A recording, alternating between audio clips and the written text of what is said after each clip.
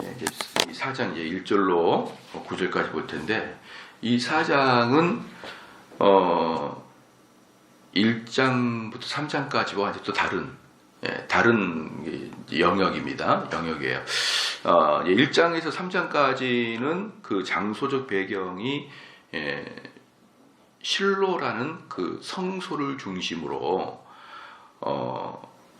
한나와 엘리 두 가정에 주목했죠. 가정을 봤어요. 한나와 엘리 가정을 봤죠. 근데 이 4장은 한나나 엘리, 그 이스라엘의 한 가정에 주목하는 게 아니라 이스라엘 민족과 블레셋에 이제 주목이 되고, 그 장소도 1장부터 3장까지는 실로를 중심으로 그 장소가 스토리가 전개가 됐다 그러면은, 이제는 블레셋과 접경 지역에 위치한 아벡이라는 지역으로 이동합니다. 그도 그럴 것이 3장과 4장은 15년이라는 세월이 흘러요. 그러니까 3장과 4장은 전혀 다른, 1장부터 3장까지는 연속적 흐름에 있었고, 4장은 전혀 다른 시간대와 장소 그리고 대상으로 이렇게 바뀌고 있죠. 그래서 이제 이 4장에는 크게 두 부분으로 나누는데, 첫 번째는 이스라엘과 블레셋과의 전투에서 패하는 장면이 첫 번째예요. 그 결과 홈리와 비느하스까지 해가지고 언약궤를 빼앗긴다라는 이야기가 11절까지죠. 그러니까 11절까지가 첫 번째 이야기고, 두 번째 이야기는 패전 소식을 들은 실로 사람들의 이제 반응인데, 이 실로 사람들은 큰 충격에 빠져서 큰 통곡을 이제 하죠. 그리고 이제 그 소식을 들은 엘리는 낙상을 해서 뒤로 넘어져서 목뼈가 부러져 죽고, 며느리는 출산 중에 죽어버리죠. 그래서 이제 홈리와 비느하스 중에 그 며느리는 비느하스의 아내였어요. 비느하스의 아내였었는데 그 아내가 아이를 낳다가 그 아내가 죽어요. 그래서 그 아들 그 이름을 뭐라고 합니까? 이가봇이라 그랬죠. 그러니까 죽으면서 이제 그 아이의 이름을 여호와의 영광이 이스라엘 떠났다, 이런 뜻으로 이가봇이라는 그런 이름을 지어놨습니다. 그러니까 그게 이제 사사 시대의 영적 상태가 아주 이제 극에 달한, 그래서 어제도 제가 여러분에게 그 사무엘상에 대해서 31장에서 설교를 했었는데, 이미 사무엘상 31장이 가기 전부터 이 사사 시대, 사무엘상 시대, 그냥 얼마나 패역한 시대인지 몰라요. 얼마나 패역한 시대인지 모릅니다. 우리가 이제 언뜻 느끼기에 우리는 과거를 생각하면은 참 과거가 좋아 보여요.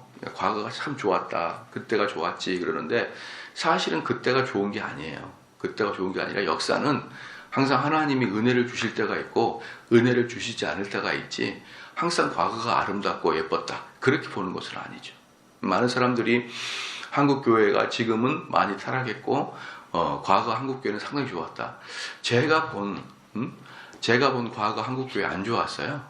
왜 안 좋았냐 그러면, 지금 이렇게 돌아보면은 제가 목사가 되고 제가 우리 성도들을 가르치는 입장에서 본다 그러면 여전히 과거 40년 전에도 엉뚱한 걸 가르치고 있었어요. 한국 교회는 대부분 좋은 것을 효과적으로 체계적으로 교리적으로 가르치는 게 아니라 뭐 하나님 말씀 그때그때 이렇게 체계 없이 가르쳤던 말이에요. 그렇기 때문에 나는 과거에 신앙생활 잘했지, 우린 그때 뜨거웠지, 그런 이야기를 하지 마십시오. 혹시 저보다 오래 다녀서 한 100년 전에 다닌 사람은 그때는 그랬는지 몰라도 저는 한 40-50년 전 생각이 다 나거든요. 맨날 부흥한다 한다고 하면서 북치고 손뼉치고 내게 강같은 평화 불러댔어 하면서 어떻습니까? 예수 이겼네, 예수 이겼네, 그런 거 부르면서 맨날 부흥회나 했잖아요. 정확하게 교리적 가르침을 배운 적 있었습니까? 저희가 어릴 때부터 그런 거 별로 없었지 않습니까? 그러니까 그런 내용의 결과가 지금 우리나라의 교회 모습이에요. 그때 40년, 50년 전부터 쭉 그렇게 배워왔기 때문에 새로운 게 없어요. 전부 다 그 결과물이 지금의 교회인 것입니다.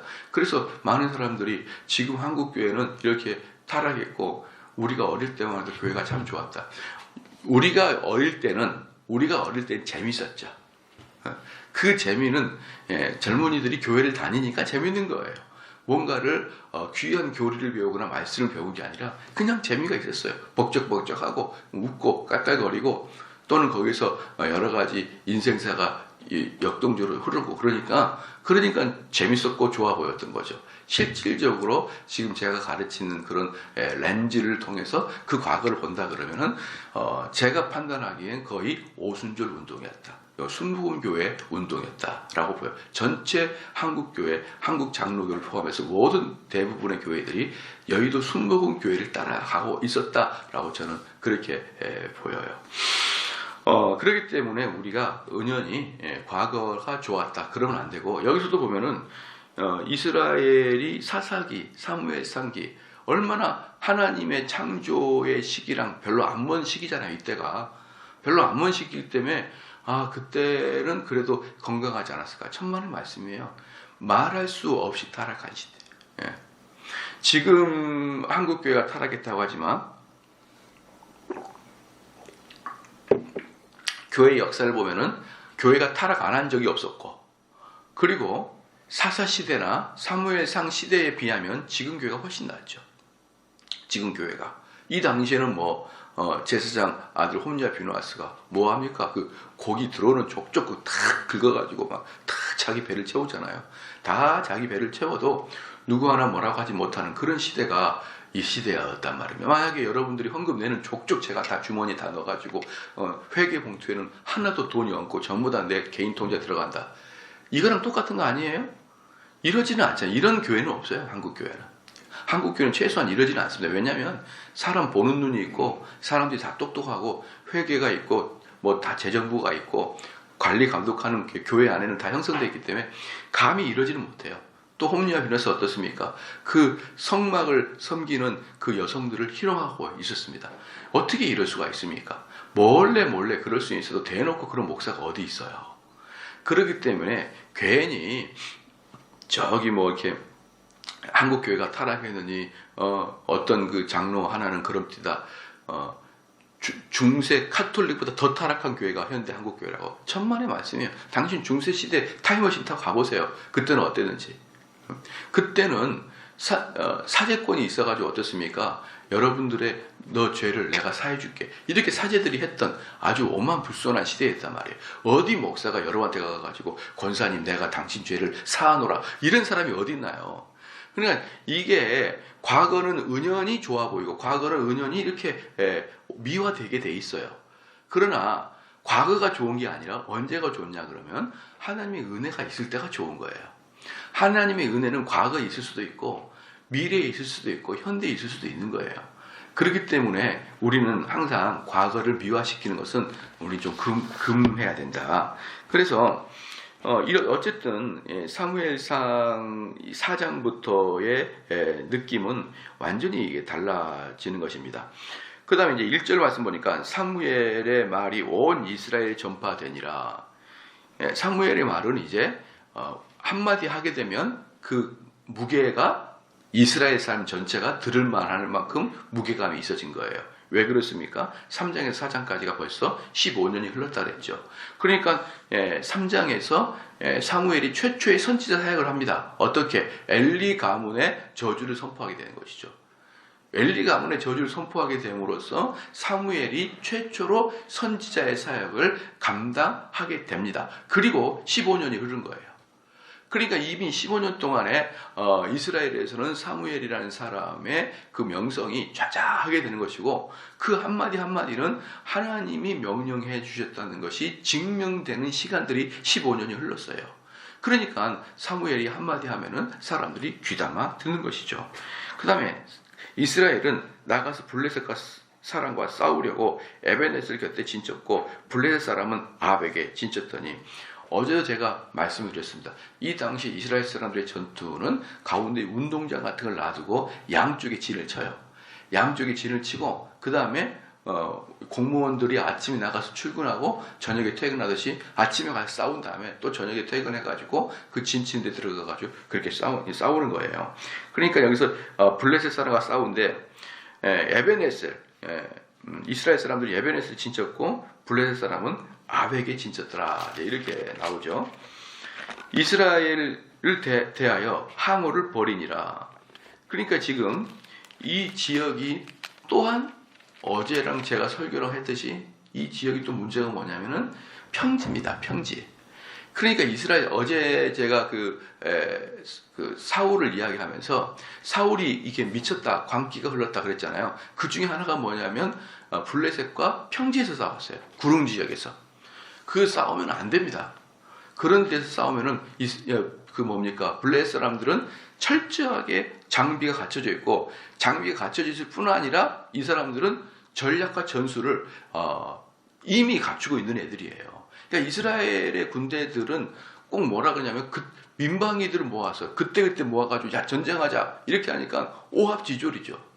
그러니까 이스라엘 사람들은 하나님이 보호하심으로만 전쟁을 하는 것이지 이 자체는 군대는 오합지졸인 것이에요. 그렇죠. 이 사무엘상 4장까지 보십시오. 이 사무엘상 4장에 보면은 그 다음에 사무엘이 8장에 가서야 사무엘상 8장에 가서야 뭐합니까? 사울 왕이 나와요. 그럼 그 전에는 왕이 없었다니까요. 왕이 없고 상비군이 없고 중앙 집권이 아니에요. 다 시족 단체로 있다가 야 블레셋이 쳐들어온다. 우리 모여보자. 그럼 어떻게 모이냐 그러면요. 블레셋 국경에 있는 지파들 몇몇 그 지파들이 군대를 보내가지고 군사가 돼요. 블레셋과 멀리 있는 애들은 군사도 안 보내요, 또. 블레셋과 가까이 붙어가지고 맨날 블레셋으로부터 고통당하고 쟤네들이 언제 쳐들어올지 모르니까 그 사람들이 이렇게 모여가지고 군대를 만든단 말이에요. 한마디로 뭡니까? 오합지졸이죠. 오합지졸인데 이 블레셋 사람들은 전차, 칼, 창 다 있고 그 다음에 전술 전략, 군대들의 행동, 지침 이런 것들이 다 훈련된 중앙 집권적 강대국이란 말입니다. 그러니까 얘네들은 어디에서 만나면 안 됩니까? 광야에서 만나면 안 돼요. 얘네들은 산속 같은데 게릴라전을 하게 되면 그나마 이스라엘 사람들이 어때요? 이길 수 있죠. 왜? 게릴라전에는 전술 전략이 필요 없으니까. 갑자기 나와서 그 산 비탈에서 어떻게 무슨 전술 전략이 필요합니까? 산 비탈에 어떻게 마차가 들어가겠습니까? 그러니까 이스라엘 사람들은 몰래 숨어가지고 전술 전략적으로 산속 같은 데서 게릴라전을 해야 되는데 이 광야로 나온 거예요. 광야로. 어제 제가 말씀드렸던 사울이 왜 광기가 흘러냐? 그러면 사울이 사무엘상 4장의 역사를 알게 되면 절대 블레셋과 광야로 안 나와요. 안 나와야 돼요. 그런데 광야로 나왔던 것이 사울이 패배하는 결정적인 이유가 됐다. 어저께 그렇게 말씀드렸어요. 오늘도 역시 이 사람들이 왜 광야에 나왔냐면 봐보십시오. 재밌는 게 뭐냐면 2절에 이스라엘 대하여 뭐를 벌입니까? 항우를 벌이니라. 이게 뭐냐면 체계를 갖춰서 우리로 말하면 하객진 전법 이런 전법을 탁 펴가지고 블레셋 사람도 나오더라 이 말이에요. 그냥 뭐 돌 들고 막 뛰어가서 죽여라 이런 게 아니라 탁 학원을 벌려서 전술 전략적으로 군대의 전법을 가지고 블레셋에서 나왔다 이런 이야기를 하는 것이죠. 그러니까 싸우니라 그 둘이 싸우다가 이스라엘이 블레셋 앞에서 패하여 그들에게 전쟁에서 죽임을 당하고 군사가 4,000명가량이라. 그날 죽은 사람이 4,000명가량이에요. 그날 죽은 사람. 결코 적은 숫자가 아니죠. 그러니까 그 광야에서 만나서 그 전투에서 한 번에 4,000명이 죽어버립니다. 한 번에. 지난번에 제가 언젠가 말씀드렸죠. 이 4,000명이라는 숫자, 만약에 10,000명, 2,000명, 3,000명, 4,000명, 10,000명. 이 숫자의 개념은 뭐냐면 단지 젊은 군인 4,000명이 죽은 거 아니라 그 군인에 속해 있는 아내, 아버지, 아들들 다 이렇게 연결되어 있기 때문에 4,000명이 죽으면 이스라엘 사람들이 수십만 명이 고통 속에 들어가요. 수십만 명이. 이스라엘 사람들이 수십만 명이. 자, 그래서 3절에 백성이 진으로 돌아오매, 여기서 백성이 진으로 돌아온다는 뜻이 뭡니까? 가운데 싸우다가 또 퇴근해서 돌아오고 싸우다가 퇴근해서 돌아오고 그것을 의미를 합니다. 그러니까 이스라엘 사람 백성이 진으로 돌아오매, 여기서 특별히 그 군사가 진으로 돌아오매가 아니라 백성이 진으로 돌아오매, 그 단어를 백성이라 썼어요. 왜 그럴까요? 오합지졸이니까. 블레셋 같이 정비군이 아니에요. 상비군이 아니에요. 모여봐 이렇게 해가지고 모였기 때문에 그들을 군사라고 말하기는 너무 턱없이 부족하여서 백성이 이렇게 표현한 것입니다. 백성이 진으로 돌아오매 이스라엘 장로들이 가로되 여호와께서 어찌하여 우리로 오늘 블레셋 사람 앞에서 패하게 하셨는고. 봐보십시오. 이 장로들의 처방. 이 블레셋에 지게 된 것은 이유가 뭡니까? 엘리 제사장부터 시작되는 이스라엘의 전체적인 타락 때문에 지금 블레셋에게 지고 있는 거잖아요. 그런데 이들이 장로들이 내놓는 대안, 그 치유 방법이 뭐냐 그러면 왜 우리에게 하나님이 이렇게 벌을 주시지? 이렇게 이야기를 하는 거예요. 얼마나 말도 안 되는 소리입니까? 얼마나 말도 안 되는 소리예요. 그러니까 자기들이 잘못을 뉘우치고 회개해야 되는데 어떻게 되는 게 사람들은 꼭 남의 탓을 해요. 남의 탓을. 예, 봐보십시오. 이제 만약에 주일날 교인이 적게 왔어요. 주일날 교인이 적게 오면은 오늘은 비가 와서 좀 적게 온 것 같은데요. 꼭 남의 탓을 한단 말입니다. 남의 탓. 심지어 죄 없는 자연을 탓해요. 비가 와가지고 이렇게 숫자가 적게. 왜 적게 왔냐면 은혜가 안 돼서 적게 온 거란 말이죠. 은혜가 안 돼서. 목사 탓이고 성도들의 따뜻하게 환영해주는 그런 것이 없고, 그러니까 목회자의 설교가 은혜가 안 되고 성도의 교제가 원활하지 못함으로 몇 번 왔던 사람이 안 올 수가 있는 거예요. 그렇기 때문에 물론 비가 와서 좀 적게 올 수 있지만, 그러나 그 교회가 잘 되려 그러면 어때요? 그럼 비 탓이나 그러면 5월달에 날씨 좋을 때 이제 9월달, 10월달 얼마나 날씨 좋아요? 다 피크닉하죠. 그런 자연 탓, 뭡니까? 비 탓, 뜨거운, 추운 탓, 이런 탓을 해서는 발전이 있겠습니까?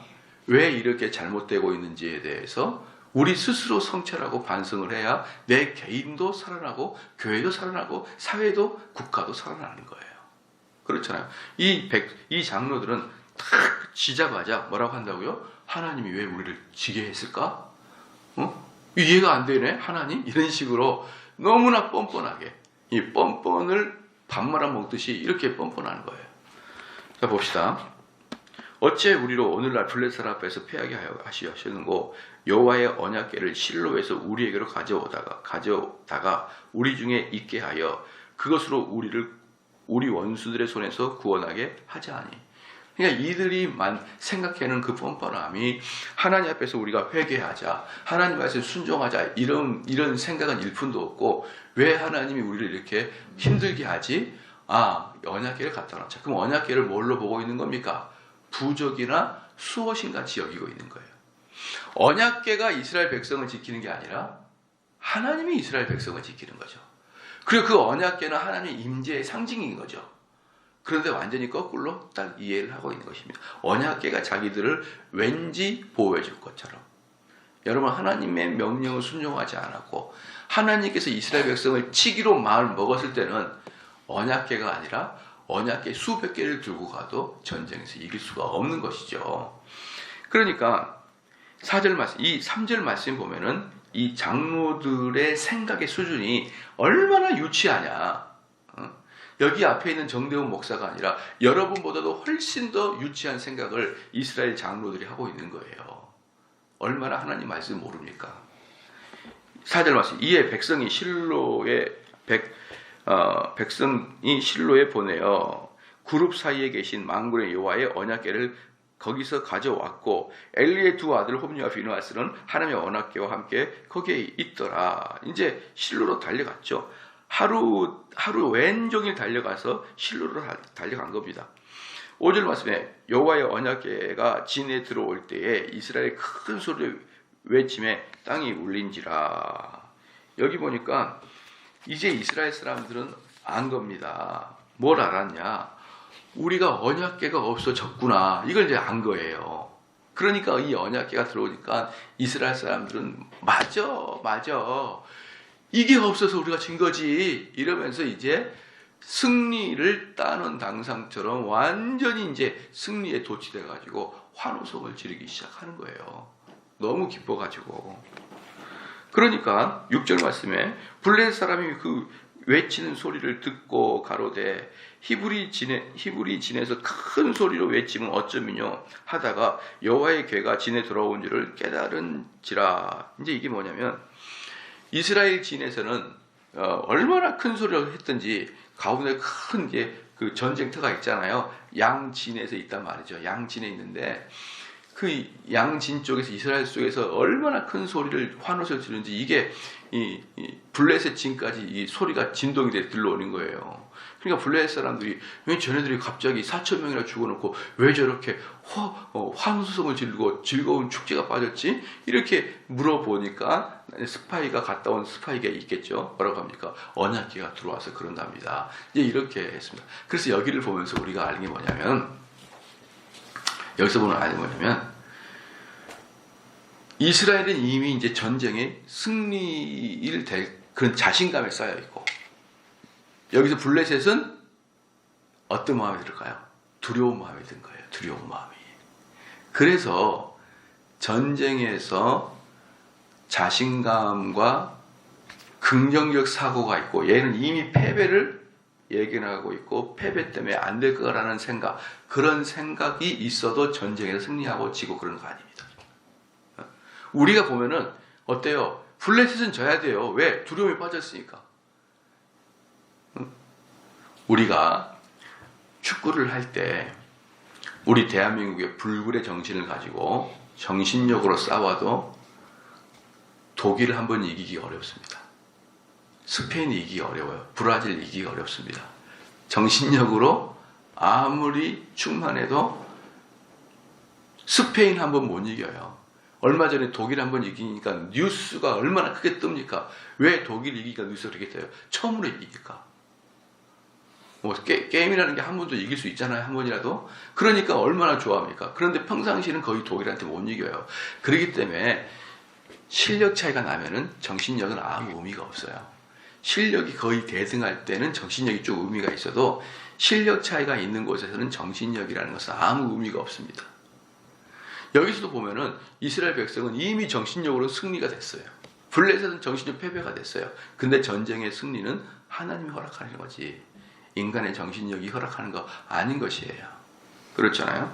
그러니까 7절 말씀에 블레셋 사람이 두려워하여 가로되 신이 진에 이르렀도다 하고 또 가로되 우리에게 화로다 전일에는 이런 일이 없었도다. 7절에 보니까 블레셋 사람들은 완전히 공포에 사로잡힙니다. 왜냐하면 이 당시에 이런 배경을 좀 알아야 되는데 이 당시 고대 근동의 전쟁은 신의 전쟁이었어요. 신의 전쟁.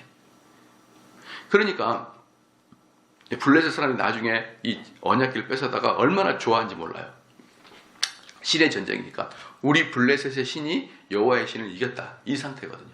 그러면 이들은 신들의 전쟁이기 때문에 자기 신을 두려워하고 자기 신을 숭배하지만 또한 옆에 나라 신도 두려워합니다. 옆에 나라 신도 두려워하죠. 왜? 강한 나라의 신이면은 걔도 만만치 않거든요. 그러니까 블레셋 사람들이 이스라엘 진 안으로 신이 들어왔다는 소식을 듣고 그들은 긴장합니다. 왜 긴장하냐면요. 이 블레셋 사람들은 원래 어디에 살고 있었냐 그러면은 그리스 계열에 살고 있었어요. 그리스 계열.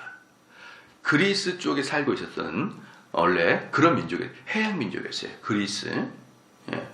이 지도를 한번 잘 생각해 보세요. 그리스 지역. 그리스 지역이면은 팔레스타인에 비교하면은 지금 뭡니까? 이스라엘 비교하면은 위쪽에 있죠. 위쪽 지중해 위쪽에 있어요. 그리스 지역에 살았는데 이 그리스 지역에 살다가 힘에 밀려가지고 배를 타고 애굽으로 오게 된 거예요. 블레셋 사람들이. 근데 그리스에서 힘에 밀려서 애굽으로 올 때 그냥 난민으로 받아주세요가 아니라 그들이 애굽을 공격을 해버리는 거예요. 그래서 여러분 그 독일 게르만 민족의 대이동이 있잖아요. 게르만 민족의 대이동은 뭐냐 그러면 북부에 있던 게르만 민족들이 남부 이탈리아로 막 쏟아져 들어오는 게 게르만 민족이었어요. 이동이었어요. 그럼 얘네들이 쏟아져 들어올 때 난민으로 들어온 게 아니라 막 칼과 도끼로 이탈리아 사람들, 로마 사람들을 쳐 죽였던 게 게르만 민족의 대이동이에요. 그러니까 게르만 민족의 대이동은 그냥 국민들이 들어간 게 아니라 이동하게 되면서 이탈리아를 치게 된 게 게르만족의 대이동이거든요. 그럼 이 게르만족이 왜 이동했느냐? 몽골 애들이 치고 들어오니까 피해서 돌아오면서 몽골을 피해서 들어가다가 이탈리아 치듯이 이 블레셋 사람들도 그리스에서 밀려서 그 여파를 가지고 애굽을 쳐버린 겁니다. 그리고 그 애굽 치다가 애굽에서 쫓겨나가지고 애굽 바로 위쪽에다가 자리를 잡은 애들이 블레셋이에요. 그래서 이 지도를 보면 이렇습니다. 맨 그 아래 성경의 지도면은 애굽이 있고 그 바로 위에 블레셋이 있고 그 바로 위에 이스라엘 본토가 있는 거예요. 좀 여러분 이해가 되시죠? 그러니까 이 블레셋은 이스라엘의 유다 지파하고 경계선이에요. 유다 지파가 제 난간이니까. 그냥 이 블레셋이 있는 곳이 뭡니까? 이 애굽과 블레셋 아니 이스라엘 사이에 블레셋이 있는 거죠. 그러면 블레셋은 두 가지를 합니다.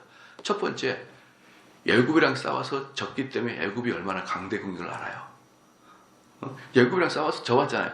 졌어요. 강대국인 걸 압니다. 그리고 밀려가지고 애굽의 바로 위에 있기 때문에 애굽의 소식을 다 듣고 있었어요.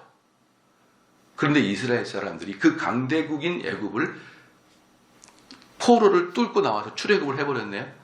그때 그냥 나온 게 아니라 그 강하다는 바로 왕을 거의 다 죽여놨네요. 그냥 직멸을 시켰습니다. 이걸 알고 있기 때문에 블레셋 사람들은 사실은 여호와 하나님을 두려워했었어요. 여호와 하나님. 그런데 그 여호와 하나님이 저 상대편의 진 안에 들어왔다니까 이들이 긴장을 엄청나게 하는 것이죠. 그렇죠? 그게 지금 바로 7절 말씀을 이해해야 될 배경인 것입니다. 그 당대에는 신의 전쟁이었고 그리고 그 모든 지역의 사람들은 여호와 하나님의 엄청난 승전보를 다 기억하고 있었기 때문에 사실은 애굽 사람들 아니 블레셋 사람들뿐만 아니라 모든 사람들 근동에 있는 사람들이 다 두려워했어요. 자, 블레셋이라는 이 언어가 어떤 단어로 발했느냐? 블레셋, 팔레스타인 이렇게 발하는 거예요. 그러니까 지금 우리가 이스라엘 지역을 팔레스타인 지역 이렇게 이야기하는 게 뭐냐면 블레셋 사람들의 지역 이 뜻이에요. 그러니까 블레셋 사람들이 그만큼 어때요? 유명하고 강대한 이죠. 우리가 말하는 팔레스타인 그게 바로 블레셋이라는 뜻이랍니다. 자, 그래서 8절에 우리에게 화로다. 누가 우리를 이 능한 신들의 손에서 건지리요. 그들은 광야에서 여러 가지 재앙으로 애굽인을 친 신들이라. 어떻습니까? 제가 방금 이야기했던 그 배경을 보고 듣고 이야기 들어보니까 딱 이해가 되시죠? 아, 그들은 애굽에서 아주 재앙을 내리고 광야에서 아주 막 기적을 일으키는 그런 무시무시한 그런 신이다. 이제 그렇게 이야기를 했던 것이죠. 9절에 너희 블레셋 사람들아 강하게 되며 대장구가 되어라. 너희가 히브리 사람의 종이 되기를 그들이 너희 종이 되었던 것 같지 말고 대장같이 되어 싸우라 하고 이제 블레셋 사람들 보니까 이제 너무 긴장하니까 사람들에게 야 남자처럼 행동해라. 응? 다 긴장하니까 대장구처럼 행동해라. 두려워하지 마라. 우리가 또 지면은 저들의 노예가 된다. 이러면서 막 그들을 독려하고 그래야 될 정도로 그 언약궤 하나 들어온 것만으로 이런 그 효과를 나타냈다 이 말입니다. 10절 말씀 볼게요. 블레셋 사람이 쳤더니 이스라엘이 패하여 각기 장막으로 도망하였고 살육이 심히 커서 이스라엘의 보병이 없어지자 몇 명입니까? 시작? 3만 명. 여러분 이게 말이 됩니까? 지난번에 며칠 전에 전쟁을 해서 4천 명이 죽었어요. 4천 명이 죽어가지고 이거 안 되겠다. 실로에 가가지고 언약궤를 가져와라. 그래가지고 가져오니까 막 승리에 도취돼가지고 이제 우리는 이긴 거야. 자신감. 전쟁에서는 자신감이 중요하잖아요. 블레셋은 아주 긴장하고 무서워하고 두려워하고. 근데 전쟁을 했더니만 그날만 3만 명입니까? 3만 명이 죽어버립니다. 하나님 이 사건 이후로 실질적으로 이스라엘은 더 이상 블레셋에게 대항을 할 수가 없게 됩니다. 이 싸움에서 대항을 할 수 없었던 이스라엘 사람들의 마지막 결과물이 사무엘상 31장의 사울의 죽음이에요.